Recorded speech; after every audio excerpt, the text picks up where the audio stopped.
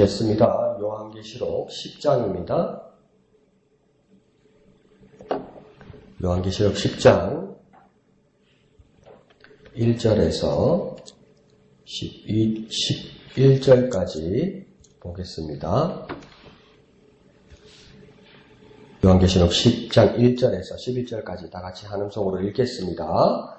내가 또 보니 힘센 다른 천사가 구름을 입고 하늘에서 내려오는데 그 머리 위에 무지개가 있고 그 얼굴은 해 같고 그 발은 불기둥 같으며 그 손에는 펴 놓인 작은 두루마리를 들고 그 오른발을 바다를 밟고 왼발은 땅을 밟고 사자가 부르짖는 것 같이 큰 소리로 외치니 그가 외칠 때에 7 우레가 그 소리를 내어 말하더라.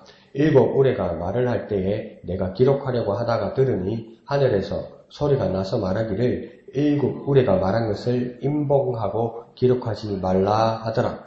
내가 본 바 바다와 땅을 밟고 서 있는 천사가 하늘을 향하여 오른손을 들고 세세토록 살아계신 이 곧 하늘과 그 가운데 있는 물건이며 땅과 그 가운데 있는 물건이며 바다와 그 가운데 있는 물건을 창조하신 이를 가르켜 맹세하여 이르되 지체하지 아니하리니 7째 천사가 소리 내는 날 그의 나팔을 불려고 할 때에 하나님이 그의 종 선지자들에게 전하신 복음과 같이 하나님의 그 비밀이 이루어지리라 하더라.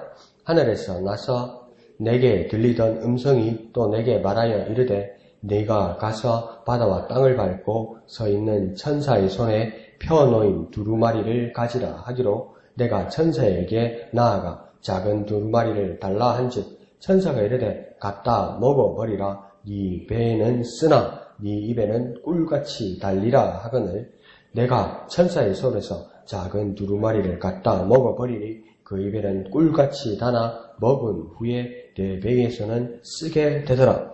그가 내게 말하기를 네가 많은 백성과 나라와 방언과 임금에게 다시 예언하여야 하리라 하더라. 아멘. 자, 오늘은 그 왼쪽에 있는 해설을 같이 보면 오늘은 크게 도움이 될 것 같습니다. 크게 제목은 작은 두루마리 이렇게 되어 있습니다. 그래서 이 작은 두루마리라는 것에 대해서 좀 복잡하게 생각할 수도 있고 아주 쉽게 생각할 수도 있습니다. 그 밑에 두 줄에서 그렇게 이야기합니다. 6째 인과 7째 인 사이의 막간처럼 6째 나팔과 7째 나팔 사이의 막간입니다. 이때 작은 두루마리와 두 증인이 등장합니다. 이렇게 되어 있습니다. 그래서 그 이 나팔 대접에서 인과 그 다음 6번째 인과 7번째 인 사이에서도 막간의 삽입의 그 사건이 생겨납니다. 그게 이제 14만 4천과 그 수많은 무리들 그런 모습들이 나타나죠. 그 오늘 마찬가지로 6째 나팔과 7째 나팔 사이에서 또 이 막간의 장면, 이 작은 두루마리 장면이 나타납니다. 근데 왜 이 중간에 삽입되는 이 사건들이 일어나냐면 어떤 사람들은 해석하기를 다른 사건들을 가져와가지고 여기다가 붙여놓은 거라고 그러니까 뭐 드라마나 소설하면 이때 잠시 이런 식으로 말한 것처럼 잠깐만 하면서 나온 거라고 이렇게 해석하기도 하는데 이게 왜 중간에 사건들이 계속 들어가 있냐면 인, 나팔, 대접 각각 7개의 어떤 재앙이나 그 현상들이 나타날 때 7번째 인이 무엇과 연결되냐면 첫 번째 나팔과 연결됩니다.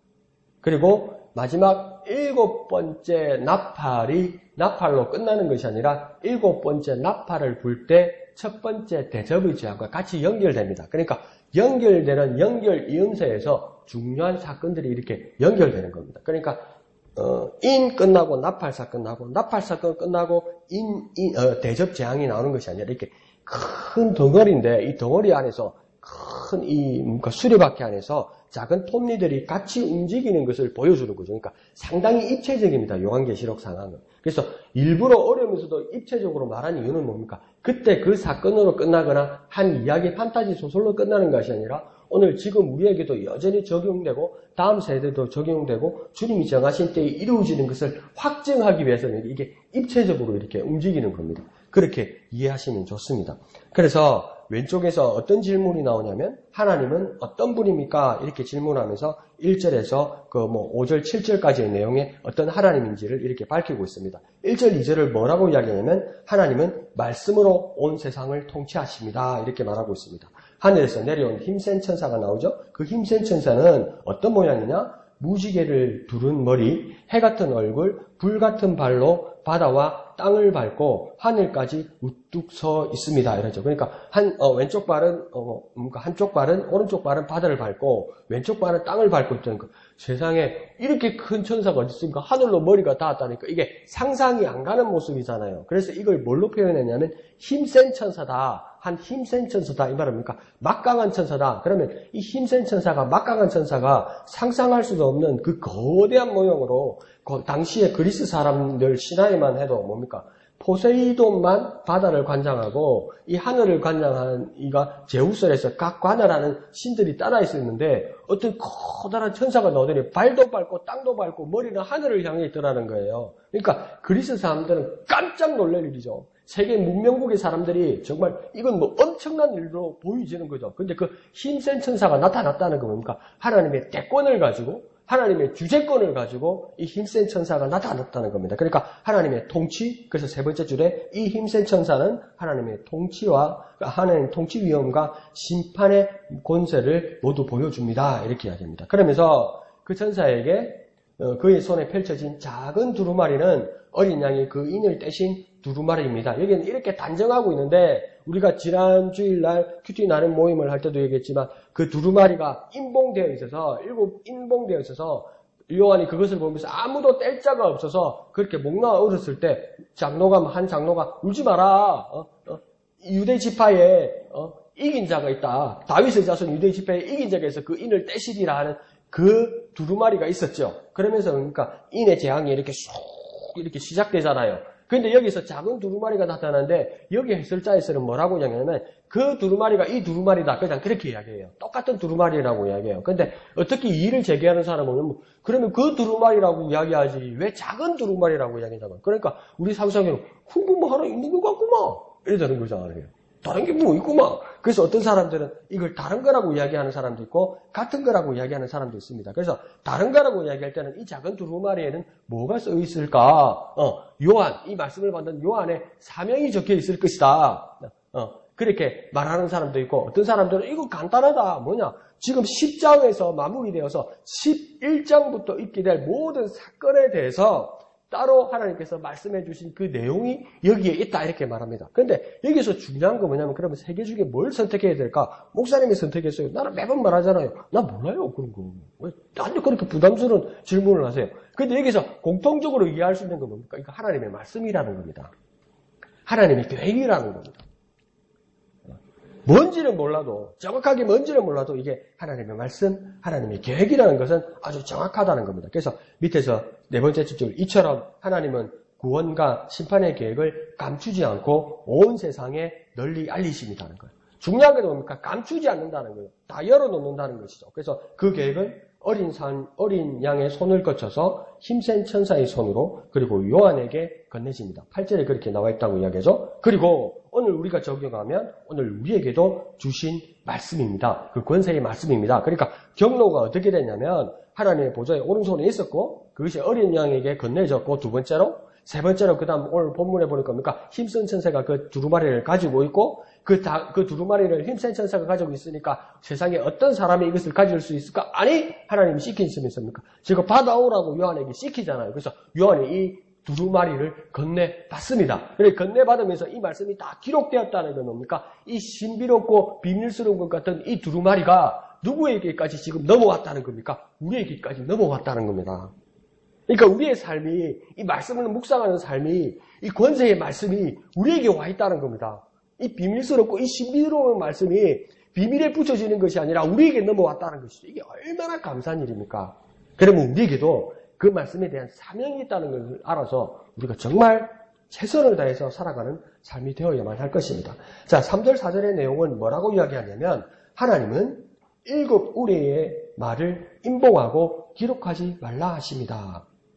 그래서 인을 떼고 알려주신 말씀이 있고 인봉하여 감추신 말씀도 있습니다. 즉 우리에게 계시된 말씀이 있고 하나님의 모든 계획을 담고 있는 것은 아닙니다. 이렇게 되어 있죠. 그런데 보십시오. 그 4절 끝에 보면 말한 것을 인봉하고 기록하지 말라 이러잖아요.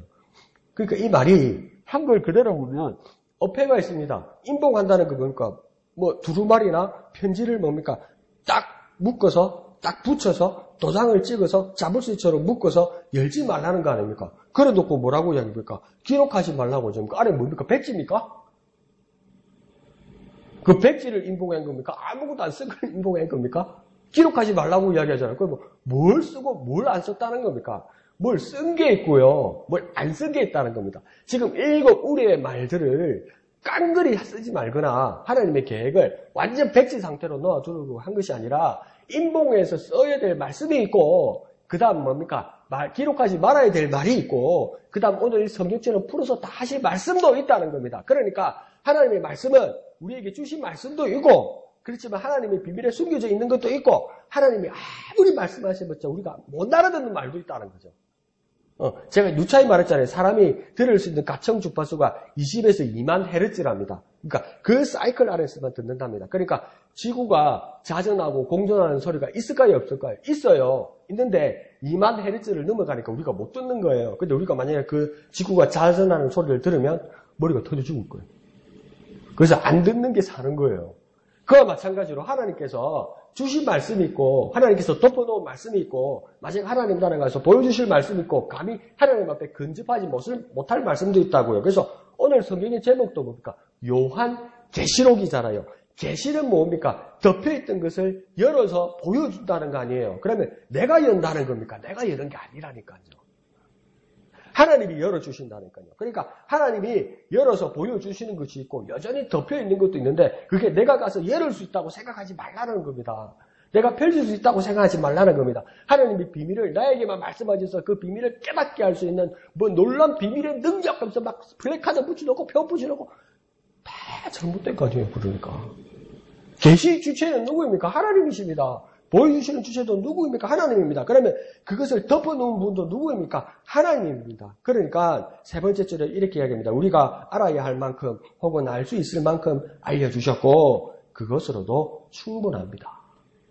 하나님 내게 주신 말씀에 충분하고 감사하다고 넘친다는 것을 우리도 깨달아야 한다 이 말이죠. 그 다음 뭡니까? 인봉하고 감춰주신 것은 애써 찾으라는 뜻이 아니라 미지의 영역으로 남겨두라는 뜻입니다. 다 알아야 믿고 순종할 수 있는 것이 아니라 다 올 수 없어도 믿을 수 있고 믿음이 있으면 순종하여 따를 수 있는 겁니다. 믿음이 있으면 순종하여 따를 수 있는 겁니다. 신뢰할 수 있는 겁니다. 우리 그런 이야기 많이 듣잖아요. 저도 뭐 어릴 때 뭐 하다가 실수하거나 남들에게 부끄러운 일을 하거나 그러면 우리 꼭 어머니 아버지들은 뭐라고 합니까? 우리 애는 원래 착한데요. 친구를 잘못 사귀어서 그래요. 이러잖아요. 지 새끼가 남의 새끼 물들이는 거 모르고 뭐니까 우리 애가요 억수로 착한데요. 친구를 잘못 새겨가지고요. 친구한테 물들어서요. 그게 뭡니까? 엄마 아빠가 뭐 때문에 그럽니까? 내 새끼는 신뢰하기 때문입니다. 내 자식을 믿기 때문입니다. 누가 뭐라 그럴지라도 온 세상이 아니 재판에서 대법원 30판결까지 나서 저 사람은 죄인이야 이렇게 판결이 났어도 그래서 사가리에다 빨가벗겨 놓고 돌을 던질지라도 엄마 아빠는 내 새끼 감싸고 엄마 아빠 머리가 터질지언정 내 새끼 감싸려고 그러는 것이 엄마 아빠의 마음 아닙니까? 내 새끼는 그렇게 잘못한 거 없어요 말하는 게 그게 엄마 아빠의 마음이 아닙니까? 왜 그렇습니까? 내가 아빠서 내 자식을 나는 믿는다는 거 아닙니까? 그러면 내 새끼를 다 압니까? 내 자식을 다 압니까? 다 몰라도 나는 내 자식이 그런 아이가 아니라는 걸 믿어요. 그런데 세상 사람들은 뭐라고 이야기합니까? 하나님 다 말해봐. 다 까봐. 다 꺼내봐. 그러면 믿을게. 주면 알아나? 들으려나? 알아들을 수 없어요. 하나님께서 우리를 사랑하셔서 우리가 이해하실 만큼 그 크신 사랑을 줄 때 믿고 순종하는 사람에게 복이다 이 말입니다. 그것을 말씀하는 것이죠. 그래서 우리도 그 하나님을 신뢰하고 믿고 순종하는 저와 여러분 되시길 부탁드립니다. 자, 5절 7절에서는 어떤 말씀을 하고 있냐면 때가 되면 지체하지 않고 말씀을 이루실 것입니다. 오래 기다리시며 복음을 전하고 회개할 기회를 주셨지만 한없이 기다리지는 않으십니다. 정하신 때가 되면 예언하신 대로 심판과 구속의 계획을 실현하실 것입니다. 그러니까 중요한 말이 뭡니까? 그 때가 되면 돌이킬 수 없다는 겁니다. 그래서 히브리 사람이나 헬라 사람들도 그 시간에 대해서, 독일 사람들도 시간에 대해서 두 가지를 말합니다. 한 가지는 뭐라고 이야기하냐면 지금 흐르는 시간, 오늘이 뭡니까? 2019년 12월 5일 지금 5시 22분 이러면서 흐르는 시간 23분으로 향해 가네요. 달력 따라 가는 시간, 이 시간을 말하고 그 다음 두 번째 시간을 뭐라고 이야기하냐면 때. 그러니까 뭐랄까요? 만약에 내 생일, 내 결혼 기념일, 우리 아이 생일 이러면 뭡니까? 그때는 뭡니까? 아직 안 왔어도 뭡니까? 그때를 바라보고 있고, 안 그러면 그때가 지나갔어도 뭡니까? 지금 지나간 시간이라도 그 생일 때를 뭡니까? 기억하면서 생생하게 이야기할 수 있죠. 그때. 그러니까 그때가 되고, 그러면 그 성경에서 말하는 하나님의 정하신 때는 뭐냐면, 하나님께서 정하신 그 때가 있는데, 그 때가 오면, 그때가 꽉 모여서, 과거, 현재, 미래가 딱 여기 앞에 모인다는 겁니다. 나는 아직 모르는데, 나는 그때 들었는데 잊어버렸는데, 아직 안 왔는데, 그게 아니고요. 하나님의 때, 하나님의 정하신 때, 그때를 뭐냐면 카이로스라고 부르는데, 그 카이로스의 때가 오면 모두가 여기 꽉 모이게 된다는 겁니다. 뭐 때문에 모입니까? 심판하신다는 겁니다. 목적을 이루신다는 겁니다. 이제 마침표를 찍겠다는 겁니다. 그러니까 그때가 오기 전에 우리는 무엇을 해야 되겠습니까? 한없이 기다리지 않으신 하나님, 그 하나님의 때를 바라 우리는 뭡니까? 그 말씀을 전하는 그 하나님 주신 그 비밀을 향해서 우리가 세상을 향해서 전할 수 있는 저와 여러분이 되어야만 한다 이겁니다. 그러니까 때는 분명히 있다는 겁니다. 모든 것을 끌어당기는 강력한 힘으로 모든 것을 당기는 그때 그 심판의 때를 기억하는 저와 여러분 되시기를 부탁드립니다. 그럼 이제 밑에 보면 왼쪽에 우리에게 주시는 교훈은 무엇입니까? 하면서 8절에서 11절까지의 내용을 이야기하고 있습니다. 그래서 뭐라고 이야기하냐면 요한에게 건네신 두루마리는 간직할 것이 아니라 먹어야 할 말씀입니다. 요한이 두루마리를 먹자 입에는 꿀같이 달았지만 배에는 쓰게 되었습니다. 이는 말씀을 전하는 이들이 경험하게 될 혹독한 고난을 암시하고 있습니다. 듣고 묵상할 때는 달콤한 말씀이지만 말씀을 살아내고 전할 때는 쓰디쓴 고통을 가져다 줄 것입니다. 그러니까 이 해석을 듣기 전에는 참 저도 어려웠어요. 입에는 단데 배에 쓰다는 것은 무엇일까? 이럴 때 뭡니까? 우리가 앉아서 말씀 묵상할 때는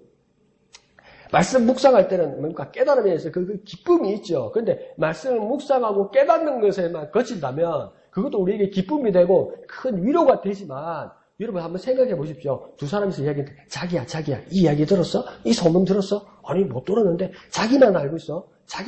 다른 사람한테 말하면 안 돼. 그래 말해봐 안 돼. 내가 이 무거운 거 알잖아. 그래 들었어요. 그러면 뭡니까? 딱 다물고 있습니까? 집에 가가지고 여보 그거 혹시 들은 거 있어요? 또 이런다고요. 그러다가 남편들은 뭡니까? 직장을 가거나 회식하고 술 한잔 딱 하고 이게 뭐 고삐고 확 풀립 이런데 야 그거 들은 적 있어? 이러면서 다 소문내버린다고요 이게. 그러니까 막 퍼진다고. 그러니까 예수님께서도 뭐라 했습니까? 하늘나라의 말씀은 가로수 말 속에 놓은 누룩과 같아서 순식간에 부풀어 오른다고 이야기하잖아요. 그러니까 우리가 진정 살아계신 하나님의 말씀을 우리가 받았고 그 말씀을 묵상하다가 진짜 꿀송이보다도 단 말씀으로 감동되었으면 그걸 내 혼자 먹고 있지 않다고요. 그걸 전한다고요. 전하지 못해서 괴롭다고요. 막 부푼다고요. 내 속에서 막 부푼다고요. 그런데 만약에 그게 그대로 내가 간직히 받고 있으면 그건 뭡니까? 어떻게 하면 내게 감동이 없었고 죽은 말씀일 수도 있다는 겁니다. 그런데 배에서는 쓰다 이렇게 이야기하잖아요. 그러니까 배에서 쓰다는 말은 뭘까요? 그냥 배 아프고 배앓이 한다 이 말입니다. 억수로 아프다 이 말입니다. 배 아픈 건 끔찍하죠. 왜 입에는 넣는데 왜 배에 들어가면 영양분이 되지 왜 배가 아픕니까? 여기서 뭐라고 합니까? 살부로 살아내는 것이 그러하다 이 말입니다. 여기서 우리 여러분 그 때문에 괴로워한 적 없습니까? 이 하나님 말씀을 받고 힘을 내고 세상을 향하여 힘을 내서 살아가겠습니다. 하나님이 말씀대로 순종하겠습니다 하면서 우리를 상상하고 그림을 그리고 쫙 밖에 나가서 살아봤는데 안 돼. 오히려 공격당해. 오히려 핍박당해. 오히려 부작용이 있어. 오히려 역효과가 있어. 그것 때문에 괴로웠던 적 없습니까? 그래서 집어쳐! 이래가지고 또 교회 오면 잘못했다고 회개하고 그런 적 없습니까? 우리 부지기수죠. 그렇게 살아내기가 만만하지 않다는 겁니다. 그런데 우리가 여기서 생각해야 될 것은 뭐냐면 그것이 이제는 당연하다고 생각하고 그 배에서는 쓰고 고통스럽고 삶을 살아낼 때는 그 힘든 핍박이 있을지라도 내가 이 말씀 때문에 핍박받는 것은 뭐냐? 살아계신 말씀이기 때문이다. 하나님의 말씀이기 때문이다. 그 사명이 내게 있다는 것을 잊지만 않아도 된다는 겁니다. 내가 잘못해서 이게 무슨 부작용이 나는구나, 역효과가 나는구나 그렇게 하지 말고 요한이 먹어도 입에는 단데 요한도 배에 쓴데 나는 오죽하겠나. 그러면 내가 내 배에 쓴 것처럼 삶으로 이 말씀으로 살아나갈 때 내가 고통을 받고 핍박을 받고 역공을 받는다면 나는 분명히 살아계신 하나님의 말씀, 계시의 말씀을 내가 붙들고 있다는 확신 가운데 기쁨 가운데로 돌아서기를 원하는 겁니다. 이게. 그 말씀이 여기에 있다는 겁니다. 그래서 밑에서 세 번째 줄에서 이렇게 말합니다. 우리도 요한처럼 말씀을 받아먹는 주님의 증인으로 부름받았습니다. 말씀의 달콤한 맛만 알고 있다면 제대로 먹은 것이 아닙니다. 요즘 나는 말씀의 쓴맛을 어떻게 경험하고 있습니까? 말씀 때문에 고통받는다면 여러분이 가진 말씀은 분명히 살아계신 계시하신 하나님의 말씀입니다. 그런데 아무 일도 없고 사는데 불편함이 없다면 하나님의 말씀을 다시 묵상하고 삶으로 살아내기를 결단하고 그 사명을 이루어내는 저와 여러분 되시기를 거룩하신 예수님의 이름으로 축원드립니다. 기도하겠습니다.